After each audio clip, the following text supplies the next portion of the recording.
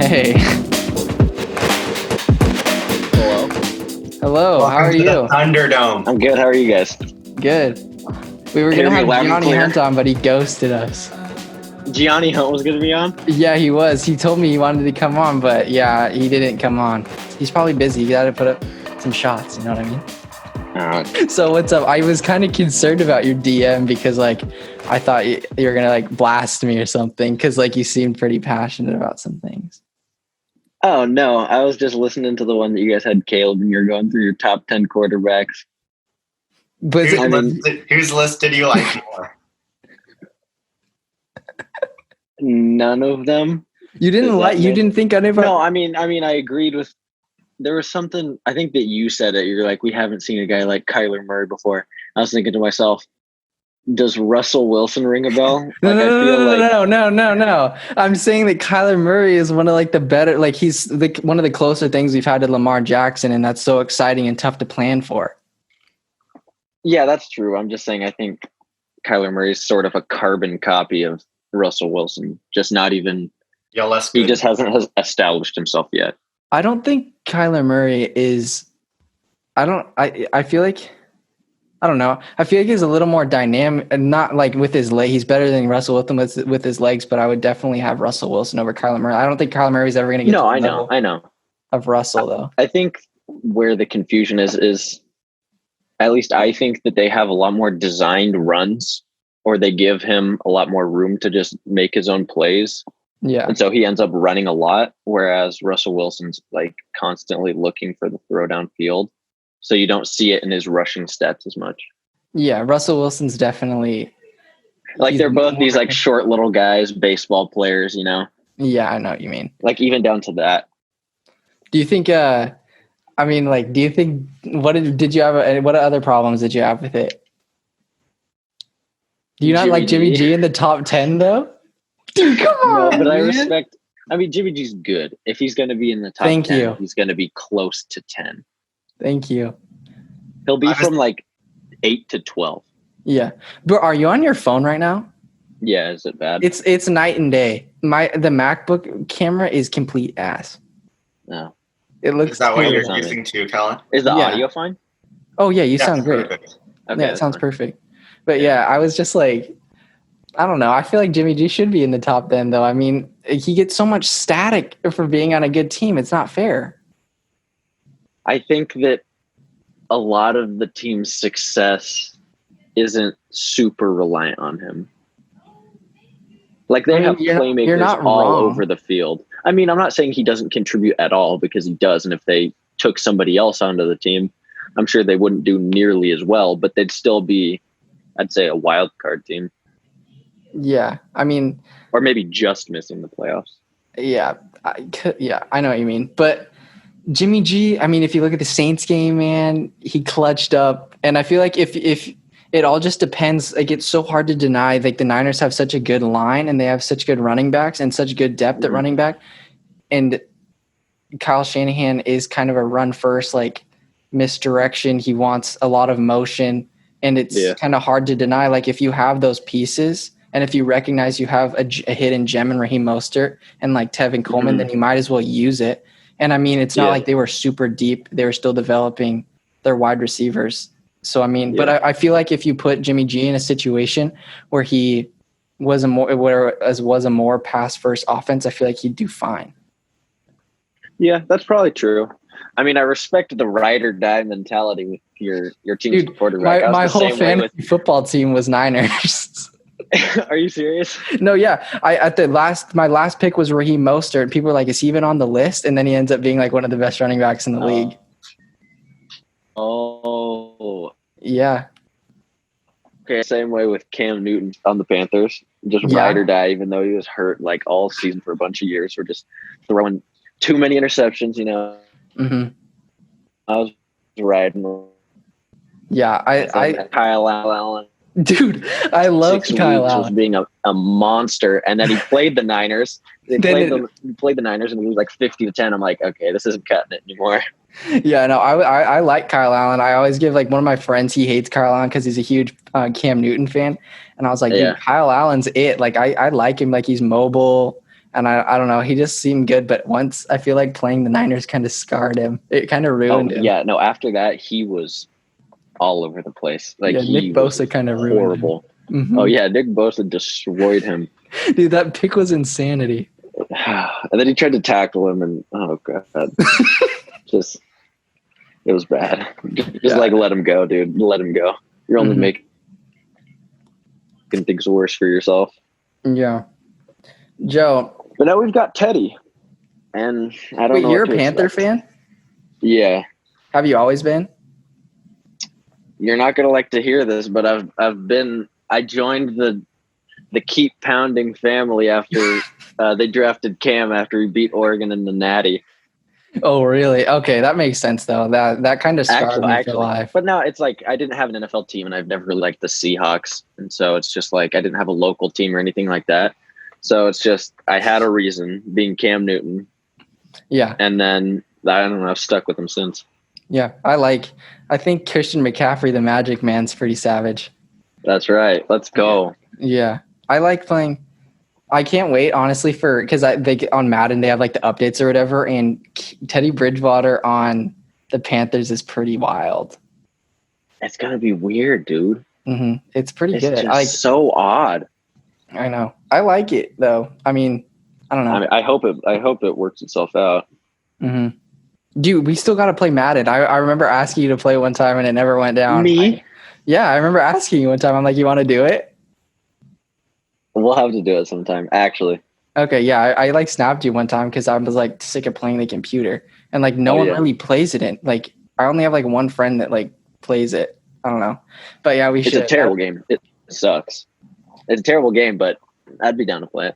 Yeah, as long as we're not playing our favorite teams, that could get lopsided. Oh heck no, bro! I would play with the Cardinals because it wouldn't be fair. Like I like challenging myself because the Cardinals, they're low key good, but they're like a 75, so you like couldn't complain. Oh, next year they're going to be ridiculous. Yeah, for sure. You throw D-Hop in the mix. Oh my god! I know it's going to be pretty sick. They have really good. Then they have like Christian. They have so many guys against, and then the Andy Isabella. They have so many. He's fast. So many. Yeah, he's really fast. Yeah, he burnt the shit out of Richard Sherman one time, and on like a Halloween game. But yeah, I remember me and Jonah played, and Jonah couldn't beat me at all. Yeah, with Jonah, no. CJ Beathard. Yeah. Oh yeah. I put in like CJ Beathard or like Nick Mullins, and I was like, dude, CJ Beathard Nick Mullins and George Kittle just have a different type of connection. I just threw it up every single time. I was doing everything I could, but there's no keeping George Kittle away from the 50-50 balls. He's basically unstoppable. That's true. It was 4 verts every time, and you would just lob it up there. Just George Kittle up the seam, just going one-on-one with the safety. Yeah. Oh, no.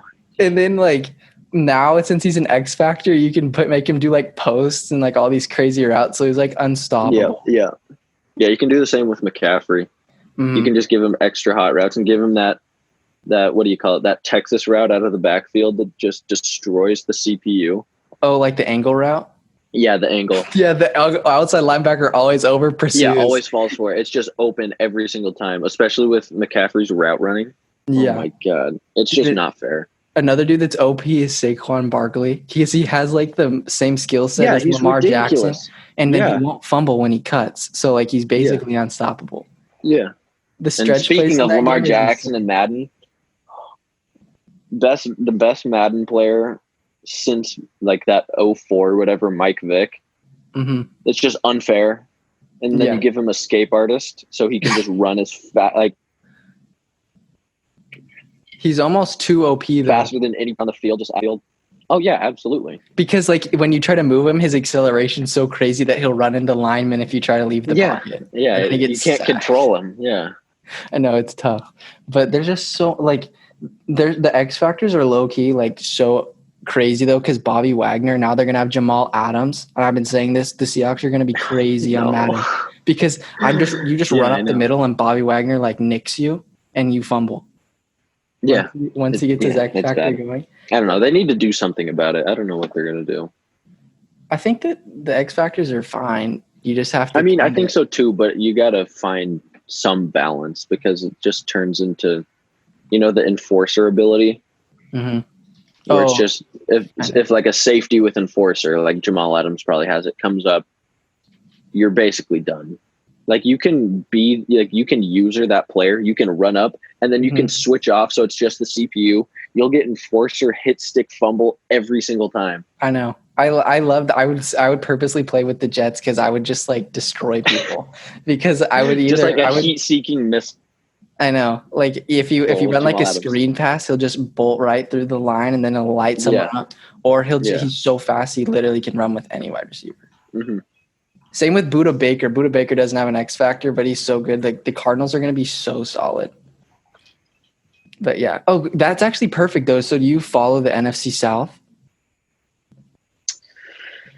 Sadly, yeah. Okay, no, that's perfect because we're trying to do like every division. So you want to give us like some breakdowns and predictions of what you think the NFC South is going to look like because it's going to be a tough one this year. Yeah. All right, just off the bat, I think the Saints will stay off the top. I think they'll stay there. Mm-hmm. I think the Buccaneers will come in very close and challenge them for it, but I don't think they'll get there.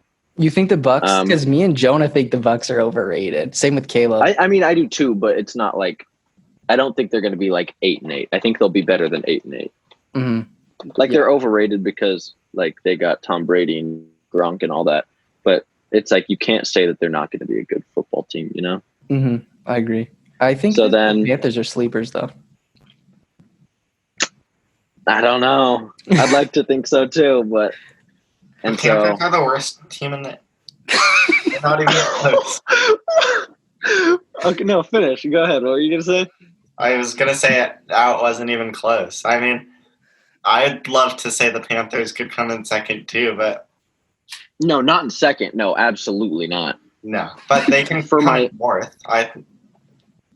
Coming fourth, no. For my own sanity and with my own bias, I will say the Panthers will come in third and the Falcons fourth. Dude, don't sleep on the Falcons. I'm absolutely sleeping on the Falcons. No! Matty Ice, nah. He's losing it. He's losing his mojo. I mean, I can see that, but they were so hot at the end of the season. Like, yeah, that's true. Their defense is stout. With my own bias, Panthers third, Falcons fourth. Realistically, if the Falcons are fourth, that division is crazy. Yeah, no, the Panthers will be fourth. Too many losses. Lost Newton was of our offense, at least until McCaffrey came. And then Luke Kuechly's retirement. Oh, man. Yeah. And that hurts. Yeah, and now you don't have Greg really Olsen. Bad. Yeah, and Greg Olsen's gone. Mm-hmm. So now I don't even know what to do with myself anymore. Name your wide receivers. Your wide receiver don't you have Curtis Samuel or something? Yeah, so our wide receiver one is DJ Moore. Yeah. And then we got Robbie Anderson over the offseason from I think the Jets. I think he was on the Jets before. Mm-hmm. And then Curtis Samuel, I think, is our third. Yeah. Wait, what's his name? It's something. What's Moore? DJ Moore. Yeah, DJ Moore is actually good. Speaking of teams in the southeastern United States, should we have coach? What's up, Jonah? Should we have Anders settle the other debate we had on our last episode with Caleb? Oh yeah, what is it? Who's the best player on the Memphis Grizzlies?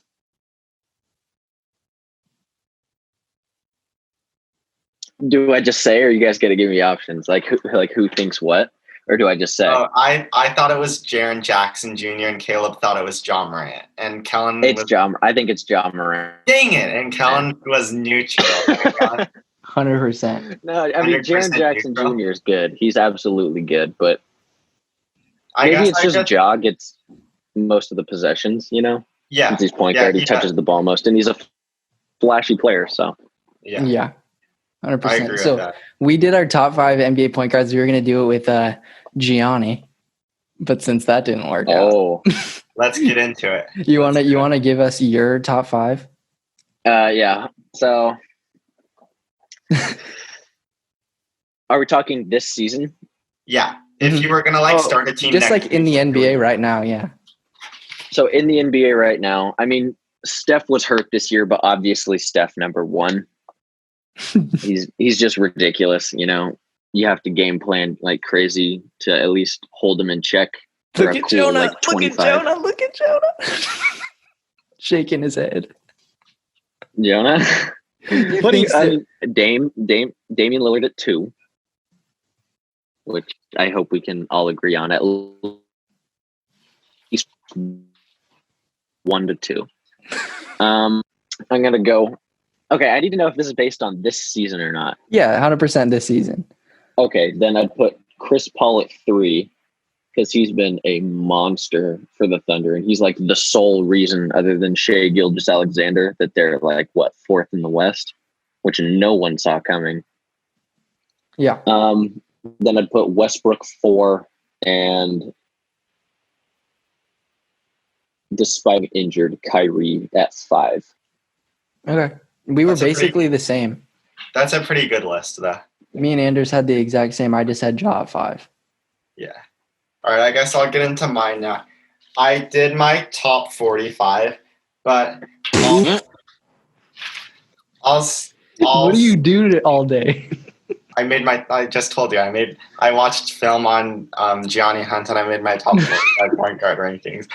But wait, top 45 point guards? Yeah, I did top 60, but I felt like I was just splitting hairs by like the last 15. So wait, it's all the starting point guards and then all the backups? Yeah. Okay, so tell me this. Were there any backups that you had rated higher than any starters? Oh, yeah, for sure. Okay. Like Fred VanVleet is up there. Yeah, I was about to say. Schroeder is up there. Goran Dragic is up there. Spencer Dinwiddie. Yeah. Like, there are a bunch of guys. They're all good guys. But Dinwiddie's really good, too. Yeah, he had an awesome season. I guess he wasn't technically a backup this season, but I was just kind of assuming, like, Kyrie's going to come back. I mean, if they're healthy, he'd come off the bench. Right, yeah. So I guess I'll just start at number 10 and just kind of breeze through it. But at 10, I had Kemba Walker. 9, I went Kyle Lowry. 8, I went Ben Simmons. 7 is Kyrie Irving. 6 is Russell Westbrook. And so now we get into sort of the meat of it. 5, I put Trae Young, who neither of you guys had. But I just felt like he's such a dynamic player offensively. And like the number one trait for a point guard is I don't need him to play defense. I just need them to run an awesome offense. And so you're not a big Patrick Beverly guy, huh?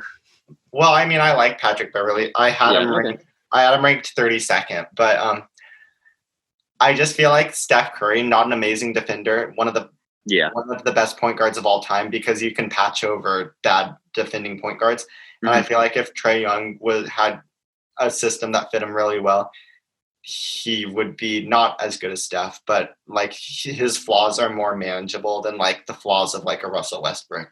And that's why I had him at 5. Number 4, I had Chris Paul, basically for all the reasons Anders said. He just reads the game better than anybody out there, and he's super smart, which is why he's 4th. 3rd, I had a guy who I don't think I heard on either of your guys' list, which was surprising. I went Luka Doncic at number 3, just because he has such an insane feel for the game.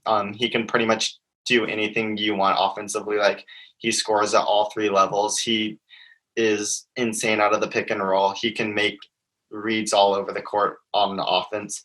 2nd, I had Steph Curry just because he is the best point guard of all time, but he's getting up there in age. He missed this entire season. I just don't know what we're going to see from him when he comes back. If he plays like he did in the 2018-19 season, I'll have no problem moving him back up to 1. But at 1, I had Damian Lillard just because he had the best season of his career. In the 2018-19 season, he was inching closer and closer to Steph. He was even better this year while Steph was injured, and I thought that was enough to give him a slight edge. But number 2 and number 1 on my list are very fluid going into the next season. Yeah. Dude, I kind of forgot about Luka. Yeah, I know. I didn't even realize. I mean, like, I knew that he was like a primary ball handler, but I didn't even realize he's a point guard. Yeah, I feel like the same sort of goes with James Harden. Yeah, exactly. I wouldn't really call Seth Curry the Mavericks point guard, though, so I guess at that point you just kind of have to give it to him. But I guess you could just do the same logic and put LeBron on your list, which I didn't do, but I don't know. I had to draw the line somewhere, I guess. Yeah, I would have put Draymond up there then. Yeah, for sure. Draymond. This last year. Where would you have Marquise Chris, though, is the thing. Like, is he top 5 point guards? How about Hazonia? If we're talking about primary ball handlers, I guess that's what the Blazers are doing nowadays. Yeah, I kind of considered point guard a separate position. Okay, wait, you have to tell him, unless you already heard, but what do you think of Jonah's lineup of I asked him to pick any lineup that you think would work well, and then he picked out of all point guards, he picked Trae Young to lead his team, and then who else you had? Dylan Brooks, OG Anunoby, Pascal Siakam, Brook Lopez. That's his dream lineup. Yeah. Coming off Brook Lopez, is Bogdan Bogdanovic and Brandon Clark. Dude. Okay, hold on. Let me get some clarification. Out of all dynamic centers in the league, we've got Brook Lopez going on there. Because he's a rim protector. I think he's the second best rim protector in the league. He'd be a great pick and roll partner with Trae Young, and he can step out and hit a three. And he does an amazing job of posting up little guys. Like, him and Trae would be a pick and roll nightmare because you can't switch it. Brook Lopez will just beast the little guys. You can't drop coverage because Trae will murder you from deep. Like, that's just hard to stop. Okay. A little Nick Nurse over here. In this like hypothetical scenario, right? Yeah. You could have any starting 5 in the entire NBA. You could have any players. Like that makes sense as a collective team. I mean, obviously I could have picked like an all NBA team, but you wouldn't obviously pick like Luka, James Harden. Cat, I know, yeah. This was just more I just had fun with it. That makes more sense. But still though, oh my goodness. My team made more sense than yours. And my team would stomp yours. Can you tell us your team again, Kellen? Yeah, I think it was Steph, Clay, Jason Tatum, Anthony Davis, and Joel Embiid. No, someone else. Okay, well that's an absolute superstar lineup. Yeah, but it makes sense though. Where's the cap room for that? There's no cap room for that. That's not what I'm saying. Okay, yeah, I guess the whole entire thing that we were talking, I was just like, out of all the players in the league, like when Jonah told me that he wants Trae Young, Brook Lopez, and Dylan Brooks, I was just like in awe. I just want to say the first 2 games in the bubble for the Grizzlies have kind of made me think less of Dylan. So, what, he just got cooked play after play by CJ? And his shot selection was more than suspect towards the end of the Blazers. Yeah, well. Which was good for us. Like, it worked out perfectly for us. Yeah. Do you think that the Blazers are actually – you think that the Blazers are going to I don't know. Do you think that they could actually make a run in the playoffs? Oh, yeah. You think so? Yeah. Do you think they'll make it to the? You think they get to the Western Conference Finals? Yeah, I'm not saying we're one of the 4 best teams in the league. We match up very well against the Los Angeles Lakers because the thing about the Lakers is Anthony Davis is a matchup nightmare for most teams, but not for the Blazers because we have Zach Collins, who is like most 7-footers aren't quick enough to keep up with AD. Zach Collins is.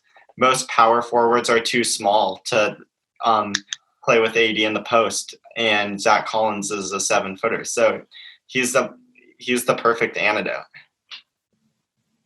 And then the one argument you could say is LeBron. Who are we going to guard with LeBron? Are we going to guard him with Mario Hazonia? Probably not. Winning Gabriel, no. But is LeBron going to be getting to the basket when he has Yusuf Nurkic and Zach Collins waiting for him? Like, that doesn't seem like a good idea. I have a question. Yeah. Does the phrase "he made Yusuf Nurkic a screensaver" ring a bell? No. Do you want me to go play by play on that? I'm in deep denial of what that phrase means. Hey, Anders. Yeah. Sorry. So like, we don't really have like a ton, but like I sent you something on Insta. So it's like a thing I saw on ESPN, and it's like a dream like if you could pick someone, I think it's for tug of war. So like if you could pick any like guys for like under a certain criteria, like who would you pick as your team? Under this criteria? Yeah. Oh gosh. I know. I'm sorry. Like I should have sent it to you before, but but it was kind of a last minute deal. You kind of saved the day on this one. All right. Myers Leonard would be the first guy on my team. Okay.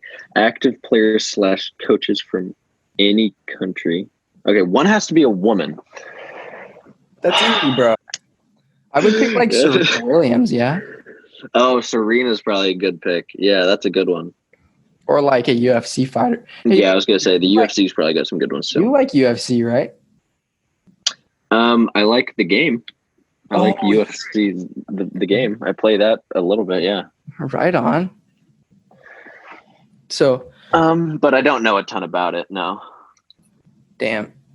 Does Bjorn? I mean, I know like the headliners and like all those like big name guys, you know, like John Jones or McGregor or Anderson Silva or Khabib or the Diaz guys. I know all those, but like exactly. Other than that, not much.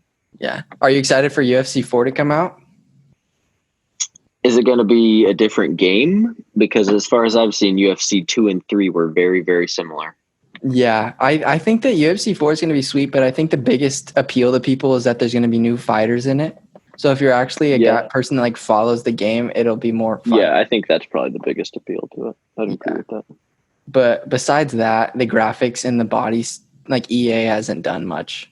I mean, it's the same with Madden if you think about it. It's like the graphics never really improve. It's just, at least this year they added the X factors, but people just get it because it's an updated roster. Yeah, I honestly think that the another thing that's holding it up is like the new the game mode, like Rise to Fame. Like the whole is that the career? Yeah, the fact that you can pick from college teams, I think that is a big appeal too. I'm just thinking though, when Madden, when they finally come to terms and make a new NCAA football game, it's going to be insane. Because if it looks anything like Madden, it's going to be just like leaps and bounds better than what the original games look like. As long as it plays like NCAA football 14, though, because the gameplay on that is so much better than any Madden game, I feel like. Yeah, I feel like it was easier to make big plays. Yeah, it was so much more fun. I really. But one team I don't understand is that they have Nebraska. You pick from like Nebraska. They must have paid some big bucks to be in that game. Oh, yeah, that did not make sense. And like Alabama got left out, but Nebraska? I mean Nebraska is like a college powerhouse, college football. Yeah, any program that can steal Mike Riley from the Beavers is pretty sweet. Dude, I love old Mike Riley, bro. Those days, just run it up the middle. Run Jaquiz up the middle. Guy. Remember Nebraska and NCAA football 14? Taylor Martinez was a cheat code. He wasn't on Texas A&M quarterback number 2 levels, but he was good. Yeah. Wait, what did you say you were looking at, Anders? The one that has to be under 5'7". I was just thinking Jaquiz Rogers is the perfect candidate. Yes. Yeah. What is he? 5'6"? He's got those big tree trunk thighs. Yeah, I think he's like 5'6", maybe 5'7", I think. Mm-hmm. Have you put together a lineup yet? I'm sorry to put you on the spot though. No, it's fine. I'm looking for it. So how many people is it? 8 players per side? Yeah. Okay, so these are just, I have to have one woman. No professional strongmen, though. That's a toughie. Okay. I don't think I even know any professional strongmen. You got that one dude, the Bjorn. Yeah, the Thor Bjorn something. He was in Game of Thrones. Yeah. I basically would pick, like, the cliche ones. I would have, like, Aaron Donald and, like, I was going to say Khalil Mack. Well, it says no more than 2 team members from the same sport. Yeah, so I would have like Khalil Mack and Aaron Donald, and then that would be it for my football players.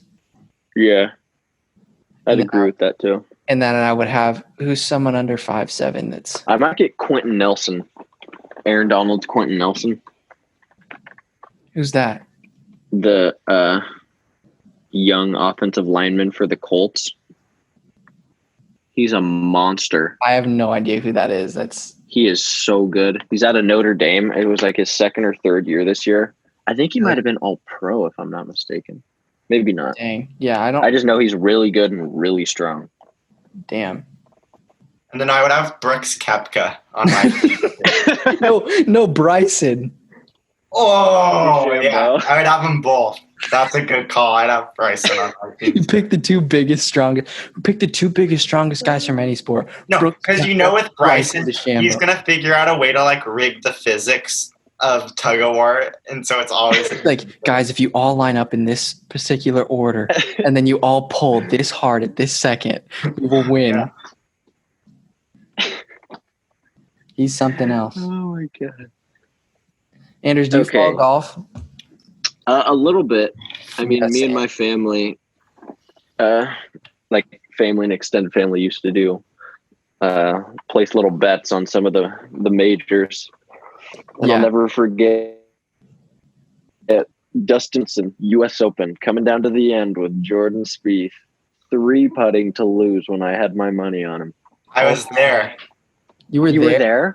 Yeah, at Chambers. Because it was in Chambers, yeah.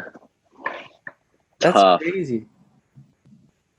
Yeah, now and then I picked him the next time we did something. I'm pretty sure he won, so at least he redeemed. Yeah, he won the U.S. Open the next year at Aaron Hills. But I was so mad. Yeah, exactly.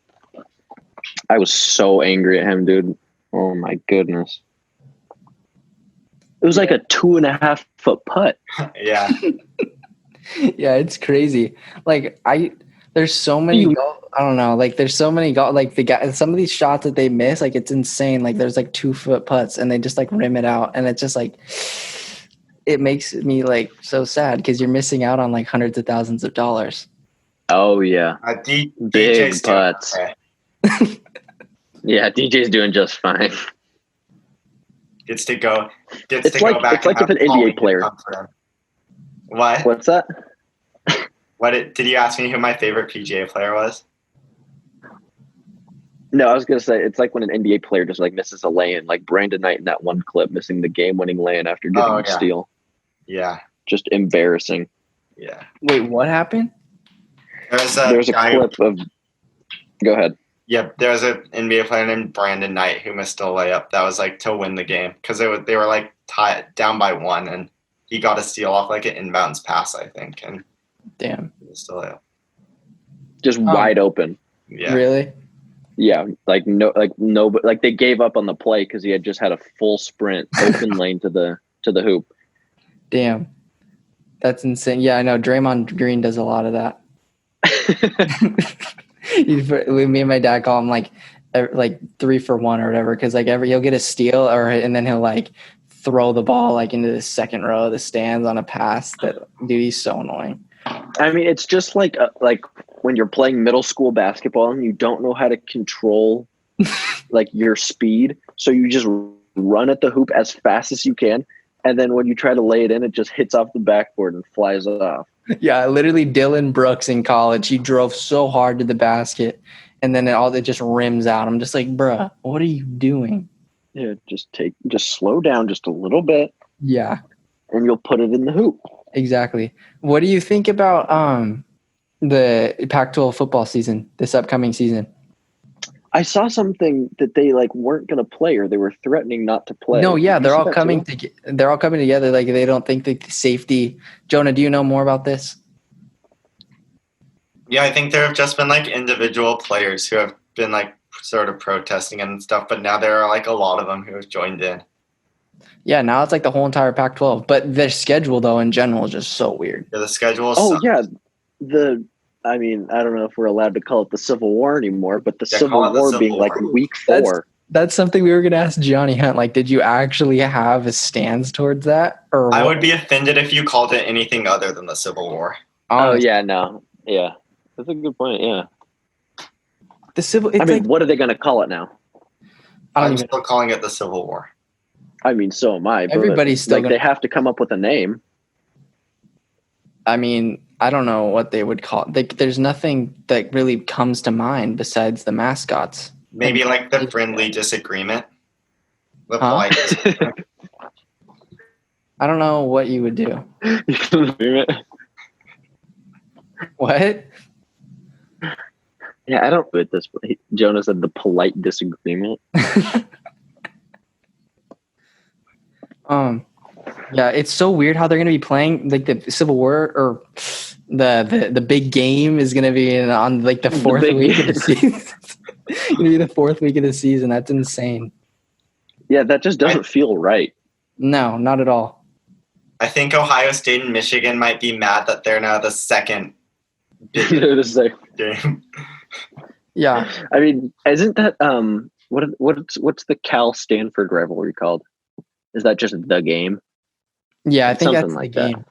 Mm-hmm. Yeah, that's got some history to it. Yeah, I was always like mesmerized when I think that was the game where like the fans stormed the field or whatever. Yeah, and they ran. Yeah, and the band. Yeah. Yeah. Nope. Wait, that one's called the Big Game as well. Really? How many big games? Yeah, we need to. Yeah, we need to rename the Big Game. That's like the most cliche thing that you can name a game. Yeah, the Big Game. You watching the Big Game today? Do you think? What do you think? Like, you're a big Oregon State fan, and like I follow them, but you definitely, I would say, have the upper hand. So, what do you think? What do you see for the Beavs this upcoming season? With a more that's defense. A loaded. So football, right? Of course, we can get into it, dude. Go into basketball too, because I'm actually interested to see. I didn't even know like some of their guys transferred and stuff too. Yeah, so I'll start with football. I think that Tristan Gebbia is still quite the wild card. He's mobile though. He's. I mean, his first game at Oregon State playing in Eugene for the Civil War. Almost won. And I mean, he managed himself pretty well, all things considered, because that's no walk in the park to just come play your first game in, especially at Autzen. That's a tough environment. But it's just not a very big sample size. Yeah. I judge it off of, and pretty reliant on his success. Yeah, I think he looked fine too, but I don't know if he's the answer. Like he had considered a good game for him, or like I don't know what to expect really, just because I've only seen him play one game. I agree. I kind of feel the same way about Shuck. Tyler, is that the Ducks quarterback? Yeah. You haven't seen any of them, so like you never know what to expect. I mean, he's been under the, no pun intended, the wing of Justin Herbert for what, 2 years now? Yeah, 1 year now. It's all about playing, though. I mean, I know that they're gonna, as explosive as they are, they're more of a run first team. But I mean, like, there's gonna be some third and longs where we're gonna have to convert. And I don't know what's going to happen. Especially they have some quarterback controversy too going on. Yeah, who's that transfer they just got? Who is that? Jonah, who's the Boston College guy that they got? Oh, I have no idea. He looked, or not, is it Boston College that he came from? Something like that. But he's dynamic. But yeah, I don't want to say anything too bad about people because I don't want to burn any bridges. You know what I mean? Like if you're on the show, be like, "Hey, I watched that episode where you called me out, and I was like a Heisman candidate." Gianni has no chance coming back here now. Yeah, I liked him. So, what do you think about? Can you actually name out some of the defensive players for me? Because all I really know is Hamilcar, and then like a few of their linebackers. Yeah. So, so D line we have. Isaac Hodgins, the younger brother of Isaiah. We have fan favorite around my house, Jordan Whitley, the nose tackle, defensive tackle, big guy. I'm not sure about the other defensive end. Might be like Simon Sandberg or something, some guy like that. Mm-hmm. Linebackers, we have Avery Roberts. He transferred from, I think, Nebraska as well. Oh. We have Addison Gums, who's a transfer from Oklahoma, who got hurt last year, but he seemed okay in his first couple. We got Ham, obviously, who you already named. I don't know. We're pretty dang deep at linebacker. Yeah, yeah, they are. They were just. How do you think? And then, what's that? How do you think playing without the best home field advantage in the Pac-12 is going to impact the Beavers this year? Yeah, you know, I think that not playing in the best college town in the Pac-12 could it could be tough. You know, it's just such a loyal fan base. We always come out, pack the stadium. Not having that atmosphere on game day, it could have team morale. You know. Because, like, I know this sounds cliche, but I know, like, for Jonathan Smith, without, like, the advantage of, like, the home crowd behind you, like, those 3rd and 13s start to feel more like 3rd and 18s or 3rd and 23s when you have to, like, convert them against Colorado at 8:30 p.m. on, like, a rainy Corvallis night, you know? Yeah, without the student section right behind you, I feel you. Right, yeah. Yeah. When you say that one guy is like a family favorite, is it like legit, or is he like not super good? No, we actually Jordan Whitley. So have you seen Last Chance U? Oh no. Oh wait, I remember. Dude, Rajon Wright. Yeah, Rajon Wright. That's gonna be sick. Yeah. So his brother Nashawn was there the previous season when they won the whatever California State Championship or something like that, and then Jordan Whitley was also on that team. And he's just like this. I think he's like 6'1", 6'2", just huge, like 300, 325. Yeah, he's kind of like, I don't know, Jordan Scott. Yeah, exactly. And his nickname is Jacka. Jacka, Jacka. I don't know. We just love him around here. That's cool. Jacka. Yeah, my dad's favorite player is Noah Togiai. He called him. Oh, really? He called him Stone Hands. He hated him. Yeah, it's so funny. He proved himself. No, yeah, I know. He had a nice hurdle against Arizona State. Yeah, it's so funny though. But like, if my dad sees somebody mess up, like you just like instantly have a nickname. He gives him a nickname, and it's just it's over for that guy. Okay, so what do you think about some of the Beavers that got drafted? How do you think that they're gonna pan out? Like Isaiah and like, I don't think, did Jake Luton get drafted? Or yeah, he did. He did. Like he got drafted to Jacksonville. Oh yeah. I wasn't sure if he was like an undrafted free agent. I know he went to Jacksonville though. I don't think Jake will really. I don't think he'll probably even get a shot to play. I don't think he will either. I mean, I hope he does, and I hope he proves me wrong when I say that, but I just don't think it'll happen. Our left tackle, Blake Brandel, I think he was really good in college, but again, I don't know if he'll get his shot. Yeah. I don't know. Hopefully he can at least stay on the roster, make it past training camp and stuff. Yeah. I think Isaiah Hodgins will actually be good. I agree 100%. I have a question I was going to ask. Honestly, I'm having a lot of fun doing this one. So I have a question I was going to ask Gianni, and I'll ask Anders now. I thought of 3 point guards in the Pac-12, and obviously Peyton Pritchard was the best point guard in the nation this year. So I want you to rank. In the nation? Yeah, probably. Yeah. I want you to rank these 3 guys in terms of like future pro potential. Nico Mannion, Peyton Pritchard, Tyrell Terry. And I have the order firm in my head, so I'm curious to hear what you think. Wait, who was the third guy? Peyton Pritchard, Nico Mannion, Tyrell Terry. Tyrell Terry? Who is that? I don't even know these people, dude. Oh, and Stanford's point guard. And spoiler alert, he's the guy I have number 1 by a long shot. I think he's a top 10 player in this year's NBA draft. No, Jonah, no. Yep. He's special. He's this dude is mid as fuck. He's what? Mid-level? Yeah, mid. Yeah. Mid. I love average. that. Mediocre. He's a sleeper. He's gonna be a mid to late first round pick. I think he's gonna surprise a lot of people. All right. My rankings would be Nico Mannion at 1. Stop. Tyrell Taylor at 2. Okay. Peyton Pritchard at 3. Yeah, I'm confused because I thought Nico Mannion had a decent year. No, he was terrible.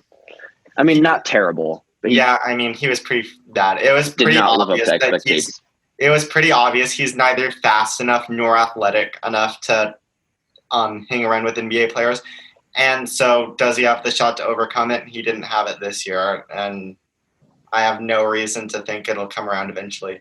He couldn't score for shit when he stepped inside of the three-point arc. Like, I'm out on Nico Mannion for sure. I like Peyton. I mean, I don't think any of the three choices you gave me will be any good. But if I had to, you don't think Peyton Pritchard is going to be good in the NBA? I think he's going to be. I think Peyton's a career backup. I didn't think Peyton Pritchard was good in college. He wasn't until this year. He had a really good senior year. I really agree with Anders on this one. I just don't see how. Like, I can see it going either way, but I just don't know how he's going to do. Peyton Pritchard. Yeah, like. He's not athletic, but I think his IQ, ball handling, and shooting alone is enough to have him hang around as like a career backup point guard. Like TJ McConnell. Yeah, TJ McConnell. I have a crush on TJ McConnell, a basketball crush on TJ McConnell. So I'm not sure I would even put Peyton on his level, but. I tweeted out to TJ the other day. He's so much fun to watch. So I don't want to compare Peyton. You tweeted and tagged him in it? No, I just tweeted like TJ McConnell is so much fun to watch. But I do think Peyton is a career backup. Like, yeah, I'd agree with that. But I think Tyrell has a chance to be a lot more than that. I don't even know who that is, dude. I only know one player on Stanford, and it's that one. He looks like kind of like Spanish. He's like a center. Yeah, I know who you're talking about. I can't remember his name though. But he got hurt, I'm pretty sure. Yeah, he got hurt, but he's pretty good. Is it Silva or something? I don't know, but have either of you guys like watched the film or highlights of Tyrell Terry? Because if not, you've got some homework to do because it's impressive to say the least. I mean, I watched him when he played Oregon State. Okay, that was a terrible special. Game. That was a bad game from him. Don't judge him based solely off that. He was playing well when he came to Matt Knight though, and not many guys play well at Matt Knight. Yeah. What do you think OSU basketball? You think it's going to be on the up or no? You know who did play well at Matt Knight? Trace Tinkle. Facts. Best player in the draft right there. Facts. But actually, tell me this. What do you actually think of Trace Tinkle as an NBA prospect? Me? I think that he is going to have a tough time sticking with a team. Yep. I'd say his NBA comparison would be Joe Ingles without the shooting ability. Okay. Yeah, I actually like that. Maybe a little bit less playmaking because I actually think Joe Ingles is underrated as like a ball handler and like a pick and roll or whatever. And I don't know if Trace has that yet, but I actually kind of agree. That's a good comparison. What about Ethan Thompson's coming back? Do you think that's obviously good? That's a good thing, right? His numbers will have to improve this year. He's going to be the primary ball handler. He's going to be the primary scoring option. He's going to have to do everything for this team. Also, Jared Lucas. It's time to free Jared Lucas is a bucket. He's been standing in the corner doing nothing for far too long. It's time for Wayne Tinkle to make him part of the offense. Okay. They look like they caught a little fire at the end of the season, though. They were going to beat Oregon. They were going to win the Pac-12 championship, and they were going to win a couple rounds in March Madness on the roster. And another loss for Oregon State that I feel like isn't getting talked about quite enough is the Ellie and Jocelyn Tinkle. I think without like that extra motivation coming from the sideline, it might be a little bit. Oh yeah, they're hardcore. Okay, so then the question has to be asked: without Trace there, are they going to keep the same energy? I have a hard time seeing it. Be honest. You think there still won't be fans by then? Maybe we. I think by then we should be okay. But I also your vaccine by then, hopefully. I don't know. By then, I hope we would be okay. But I think this is still pretty unknown. Maybe at least for conference play, I would hope. I mean, back in March, I didn't think this would affect college football. Like we were talking about it as a family. I said, I don't think there's any way it goes that long. but it just kind of keeps going. We are. Yeah, here we are. Just a couple weeks out from the supposed to be college football start, and no non-conference games. But it's not like it really matters though, because Oregon's obviously the best team in the Pac-12 anyway. So I mean, obviously, might as well just lock them up. Yeah, right. That's facts. I mean, like you don't even have to play the season; you just put them in the college football playoff. Oh, I was looking over their schedule, and I thought there might be a week 4 upset. You know, they're on the road. They play a real experienced team. You know who I'm talking about? I mean, I can't remember the team. I was looking at their schedule. I can't remember who it was now, but if you remind me, that might help. The thing is, though, is they're going week 4. Yeah, it's on the road too. Who is that? Huh. If they were going, how you were just like not you just like you just giving me a whole spiel on how you don't trust Tristan Gebbia. How do you think that Oregon State's going to upset? It'll work itself out. We have the most improved defense in college football. Yeah. We have the most improved secondary in college football. We have the deepest linebacker core in the Pac-12. I just realized this is your last. That's facts, though. This is your last home Civil War, and you won't even get to go. That sucks. I'm sorry. No. Oh. Honestly, no. I wouldn't go. Even if we could, I wouldn't. I'm bad luck at home Oregon State football games. Dude, they were honestly one Jamar Jefferson fumble away from actually making that a game. Don't remind me. Dude, Jamar tried to be a hero. Didn't he try to I know, dude. I know. He tried to hurdle the linebacker. Yeah, he cut outside of the lane, just straight away from his blocks and went for a hurdle, and we paid the price for it. Yeah, but it's okay, though. The Beavers, their offense could be a little bit sketchy, though. I think so, too. We lost our quarterback. We lost our wide receiver number 1. We lost Artavis Pierce, which isn't huge. No, dude, I love Artavis Pierce. So did I. But at least we have Jamar to back him up, you know. If he's healthy, Gary. I think he will be. I mean, and then we have BJ Baylor after that. Oh, yeah, that's true. Okay. Jonathan's going to have to get a little snazzy with his play calling because handing it up the middle to Jamar. I mean, as we saw last year, I think that Champ Fleming's proved that he can go up and moss guys as good as anybody in college football. Really? Oh, yeah, absolutely. He's 5'5", huh? Yeah, he's something like that. Yeah, he's good. He's a return man too, right? I think he is for some of it, but they also have Josiah Irish or Tyjon Lindsey back there. Who are even their wide receivers? Josiah Irish, who didn't really play last year. Tyjon Lindsey, who's a transfer from Nebraska. Champ Flemings, Colby Taylor. I'm not sure. This is going to be a learning year for me because I really don't know a lot of people on the Oregon State roster. Oh, yeah. I mean, especially after our main guys left. Like our Lord and Savior, Jake Luton. Luty. You know who I really liked? What was? Didn't Luton replace him? What was his name? He started against, or no, he came in. What was his? He was the other quarterback that played like Jonathan Smith's first year. Was it Garrettson?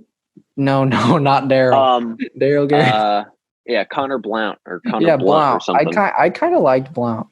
I know he had some upside. He was there when we were playing against Ohio State. After Luton got pinched by one of the Bosa guys. I think that it was both edge rushers came and just pinched him in between.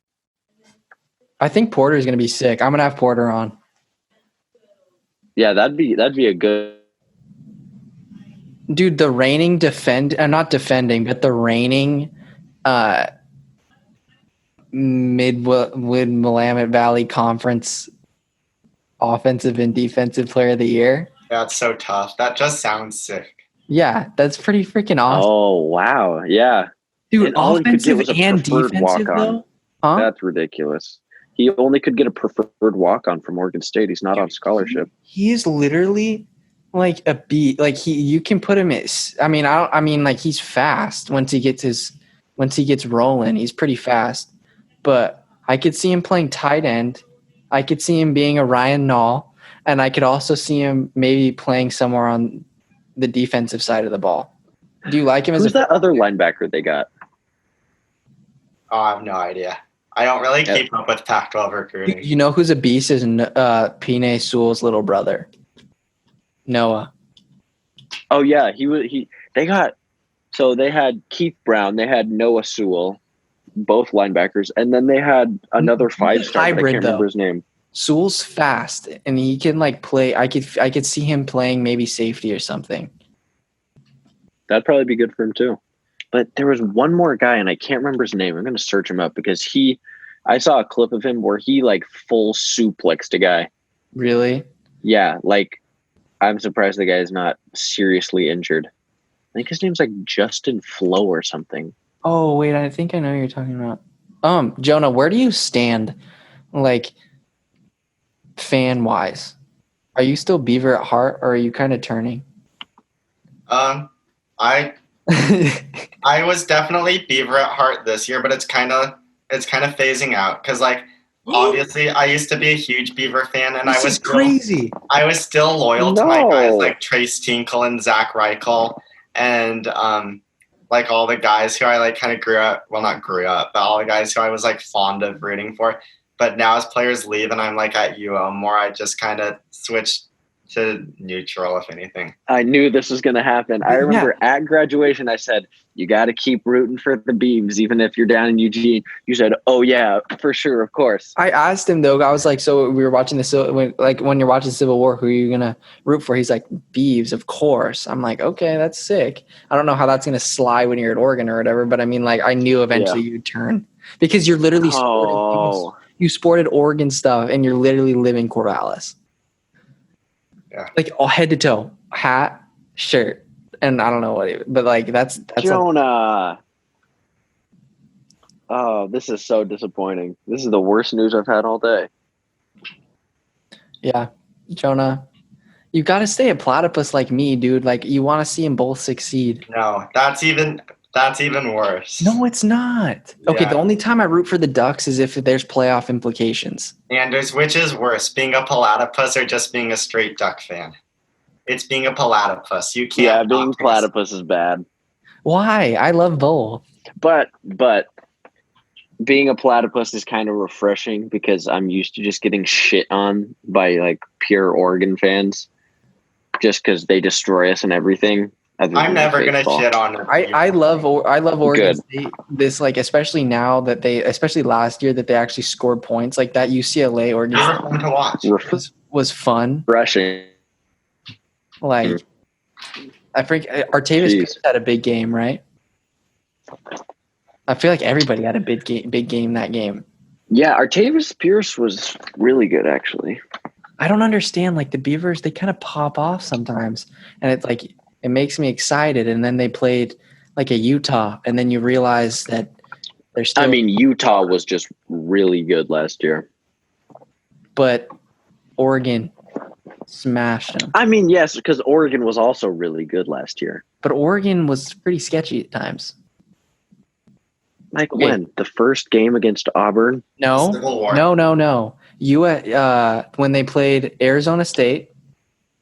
Okay, yeah, but sometimes you get caught slipping. That just also, it's college football. Also, beginning of USC game was a little bit brutal. They were down a few touchdowns. I think they had to come back, and then actually against Stanford, if their defense wasn't clutch, they actually did not score any points. Really, and the Washington State game too. I think it's just when Oregon is on their shit, they can play with run some teams. Nation. Yeah, but it's just if they're off or the other team is really on, then it's tough. And I think that's sort of what you saw against Arizona State, because Arizona State has some serious playmakers. And they gave them a run for I like the Sun Devils this year. If the season actually happens, I think. So do I. Arizona State's going to be really good, especially since, what's his name? Jaden Daniels. He has a year under his belt. Mm-hmm. I mean, he loses Ayuk, but I don't think. I mean, that's big, obviously. Ayuk shredded the Ducks. He's really good. Shredded. We were literally 1/3 and 14 or 11 away from getting back in that game after being down the whole entire game. We scored. Is that when they threw the bomb? Yeah, we scored 21 points in the fourth quarter, or something. Like, it was insane. And then all of a sudden we get a 3rd and 11, and I forget who it was. It wasn't Thomas Graham. It was some like freshman that just got absolutely destroyed on a double move. It was a double move. It was like faked the hitch and then just took off.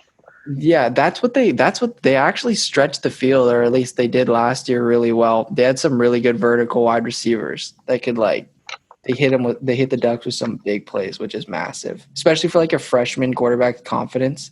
If you start throwing some dimes and you start thinking you can like sling the ball around the yard on one of the better defenses in the Pac-12, it's going to be hard to I don't know. I feel like that's pretty big. If you think that you can, a lot of times you're gonna succeed. But yeah, you think that what do you think about Justin Fields and Trevor Lawrence are probably like the best quarterbacks, but do you think that there's? I mean, I don't really follow college football besides the Pac-12 too much. Do you think that there's any other low-key prospects at the quarterback position besides Trevor? Oh man, I don't know. I'm trying to think. Most of the guys that come to mind are guys that will get drafted, but they're nowhere near on the same level as Trevor Lawrence. Yeah, I know. But Justin Fields is super good. I just really hope they get a chance to play because the first guys. Yeah. The first guy that came to mind was Sam Ehlinger. Oh, yeah. Texas. Yeah, he's good. He's good, but it's just he's not really a first-round talent, you know? Yeah. And then wait, okay. So Justin Fields is where again? Crap, I literally Ohio State. Ohio State. But now I like JT Daniels that is at Georgia. Oh no! Former USC guy. No. You don't like him? No. I've been following that guy since he's in 8th grade. He is really, bro. I think that he bomb. Yeah, he was terrible at USC. He was horrible. Yeah. Speaking of USC, he was a 5-star. Yeah, he's a highly touted recruit. And he just sucked. He just sucked. Couldn't Keaton Slovis have a good year this year, though? Yeah. Yeah, he's also going to be really good, I think, too. Same with Bo Nix, I think, could take another step forward. Yeah, Bo Nix is good. He had some growing pains, though, for sure. Yeah, he had some growing pains, but was he true freshman or was he redshirt freshman? True freshman. You know? Yeah, true freshman starter at Auburn going into the SEC. It's who wouldn't have growing pains there? It's kind of frustrating that Oregon couldn't pull off that victory, though. Yeah, Oregon was the better team that game, it felt like. 100%. It really came down to that one play where who was that? Seth Williams, whoever. Yeah. And it seemed like they had it in the bag the entire time, and it's just Auburn was able to put together one solid drive out of the whole game. Bo Nix had that one crazy scramble on a 4th down where he got stuffed, and his second effort got the first down, and then he made his one good throw on the last minute of the game. Yeah, the Oregon didn't really score much in the second half, though. No. But yeah, I think that this was a good one. Yeah, this was a really good one. Yeah, thank you, Anders, so much. Thanks for having me. This was actually a lot of fun. Some thoughts on the Blazer game today? Oh yeah, man. Okay, so a few quick. Okay, go ahead. Go ahead. A few quick notes. I think Gary Trent, I can safely say he's the 4th best player on the Portland Trail Blazers right now. Yusuf Nurkic has been back for 2 games, and he's playing the best basketball of his career already. Yeah, he's been very good. I mean, other than the final inbound where he literally just football chucked one straight out of bounds. Yeah, that was a little. He had 30-9. Yeah, that's a Hail 30-9, which was very good. Pass on it. Yeah, and then that's true. It was just disappointing. Yeah, it was disappointing. I don't know why we didn't just take a 3 the first time, but that's a different story. And then, boom, boom, boom. What was my next one? Hassan Whiteside, very disappointing to me today. He caused me to scream at my TV. Not only when he threw a pass out of bounds at a critical juncture in the game, but also his pick and roll coverage is just as terrible as it is inconsistent. Like, I feel like half the time he's lazy. He can't decide whether he wants to drop or switch. When he switches, he gets baited into pump fakes, obviously, way too easily. He can't hang with guys, and he obviously doesn't get rebounds because he's away from the basket. When he drops, he just can't seem to figure that concept out, and so he ends up 10 feet away from the hoop for some reason when the shot goes up, and we allow an offensive rebound. So Hassan really was frustrating. He was pissing me off today. And here, what else do I want to talk about? Wait, I want to say something. Okay, yeah. Anders. Okay, me and Jonah literally have been having this argument, like debate, for probably the past 3 weeks or ever since we started this podcast. And I want you to finally settle it because I feel like I'm beating a dead horse here. But do you think that the Warriors, being the worst team in the league this last year, they get everybody healthy with Andrew Wiggins, Marquise Chris, Draymond Green, Klay Thompson, Steph Curry, fully loaded, revamped, Steve Kerr at the helm, you think that they're back into finals contention?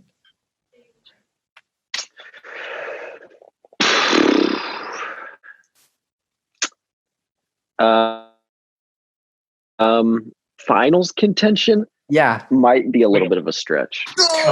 Kellen, what you just said was assuming they get everybody back and healthy. That's a big if. They have 3 guys who are over 30 years old coming off of pretty much missing the entire season.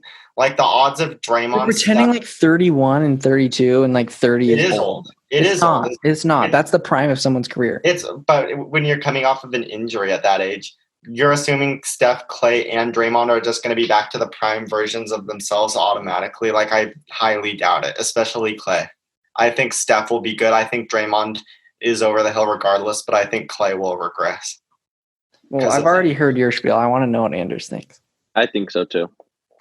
About who? So who's right? I don't know what they're going to do with their pick. I don't know. I think I hope they trade it. It really depends on what they do with their pick. Because I think that if they trade it, they could acquire a pretty big, important piece. And that could be really bad for the rest of the league. Because if they got like an actually serviceable center for once that can like run a pick and roll or something with Steph, that could be really dangerous. Because who are they running with? Like Kevon Looney? And like previous years, it's like Omar Spates and Andrew Bogut, just complete bums. And so it's just like if they actually get a good big man, or if they draft him and he actually turns out to be good. Well, what do you think of a Steph Curry, Aaron Gordon pick and roll? Using the trade exception as well as the first round pick on Aaron Gordon. I think that would be an interesting fit. Do you think the Magic would do that? Yeah, I think they would. Well, we just saw Jonathan Isaac get injury that might sit him out next season. I still think the Magic would do it, though. I do. It depends on what pick. Yeah, that's they get. Point. Yeah, but it more than likely it'll be top 3. Do you know what my dream pick is if I'm the Warriors, though? Marcus Smart. Do you know the trade I want? Marcus Smart. Marcus Smart. I think that. No, Marcus Smart is such a bum. He'd be a great fit in Golden State, though. I think so too. Actually, I think that's a good point. That would make their defense so switchable too. Having him, Klay, and Draymond. Oh, that'd be very frustrating. Yeah, I think that would be a fun lineup. Yeah. Yeah. But I think that to answer your question, I don't know about finals contention. I think that might be a bit of a stretch. Just think about it, though. It's literally the same because they are coming off of victories. But if they come back perfectly healthy, and if they come back just like perfectly as they were before, then I think absolutely they'll like be contending for the finals. Okay, see, this is that's a nicer way to put it. Jonah's just blunt about it. Nah. I think they could contend for home court advantage in the first round of the playoffs. Okay. Okay. I think this is a good ending point. So Jonah doesn't go off on a little bit of a tangent here. He doesn't go off on a tangent. Yeah. Yeah. Okay. But yeah, thank you again, Anders, for doing this. You saved us. Sorry, thanks for having me. We didn't have a lot of talking points for you. We kind of just had to come. No, that's fine. I think we covered a lot of ground. We own stuff already ready to go. Yeah, so do I. All right. Thank you, guys. Yeah, thanks for having me. It'll be up tomorrow, so post it on your stories. Okay? I will. All right, perfect. All right, bye-bye. Bye. See ya.